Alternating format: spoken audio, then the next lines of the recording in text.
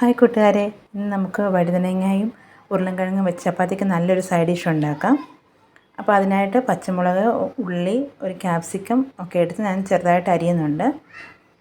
ഇനി നന്നായിട്ട് അരിഞ്ഞ ശേഷം അതിലേക്ക് ഒരു ഉരുളൻകിഴങ്ങും കൂടെ അരിഞ്ഞ് വെക്കുന്നുണ്ട്. ഇനിയും കുറച്ച് ഓയിലൊഴിച്ച് അതിലേക്ക് ജീരകം ഇട്ട് പൊട്ടിയ ശേഷം ഇഞ്ചി വെളുത്തുള്ളി പേസ്റ്റ് വിട്ട് നന്നായിട്ടൊന്ന് മിക്സ് ചെയ്യാം. ഇനി അതിലേക്ക് നമ്മൾ നേരത്തെ അരിഞ്ഞ് വെച്ചിരിക്കുന്ന ഉള്ളിയും പച്ചമുളകും ഇട്ട് വഴറ്റിയെടുക്കാം. അതിലേക്ക് ഉപ്പ്, മഞ്ഞൾപ്പൊടി, കുറച്ച് മല്ലിപ്പൊടി, ഒരു സ്പൂൺ മല്ലിപ്പൊടി, ഒരു സ്പൂൺ മുളക് പൊടിയും കൂടെ ചേർത്ത് ഒന്ന് മിക്സ് ചെയ്യാം. അതിലേക്ക് അല്പം ഗരം മസാലയും കൂടി ഇട്ട് നന്നായിട്ടൊന്ന് മിക്സ് ചെയ്തെടുക്കാം. അതിൻ്റെ പച്ചമണം പോകുന്നതും വരെ വഴറ്റിയെടുക്കുക.